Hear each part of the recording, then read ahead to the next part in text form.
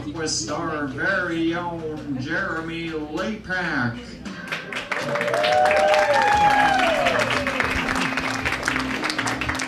I've always liked making people smile, making them laugh, and really giving them something that they're not going to forget soon.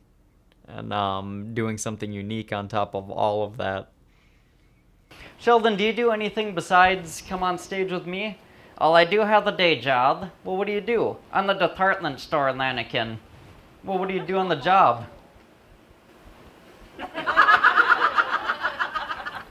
Well, it started when I was in about the 6th grade, somewhere around that time period.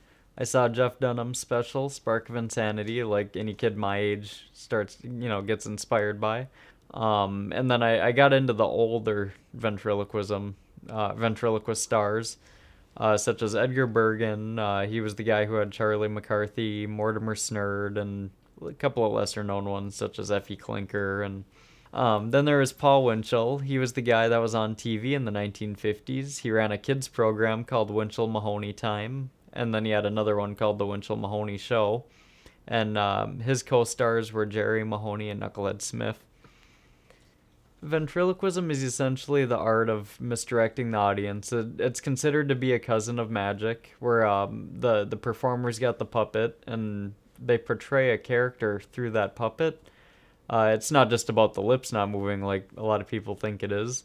But it's about being able to portray another character on stage and an entire other personality, and to divert the audience back and forth. And so basically it's a magic trick in the form of a comedy act. And so it's got comedy mixed in. There's some musical ventriloquists out there. And then there's comedian ventriloquists out there. And I'm sort of a mix of both of them, for the sake of variety. What's so funny? Look at this, they're all my age. Well, I perform family-friendly ventriloquist acts. I'm not really one to perform vulgarity on stage. I sort of used to be, but it just wasn't my thing. I enjoy the family-friendly environments. You've got, kids at the show, and they just make it feel so lively, and it makes you feel special and appreciated when you're on stage, and you're making people happy, you're making them smile. Jeremy, I'm really sorry I was almost late. Well, Larry, you were really late.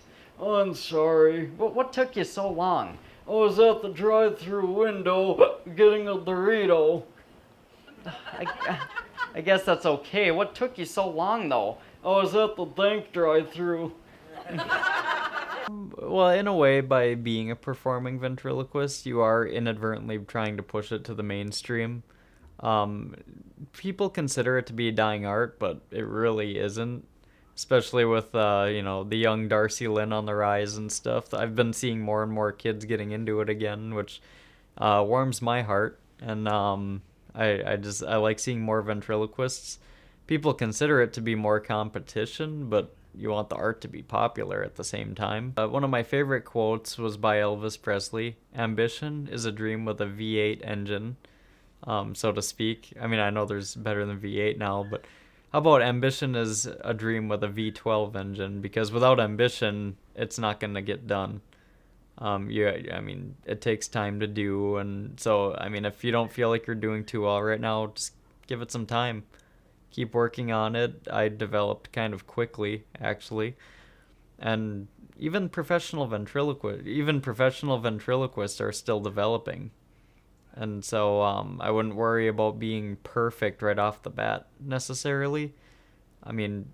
Try your hardest, but don't fight right now to be absolutely the best ventriloquist. And Jeff Dunham, it took him a few decades to really get to where he is now.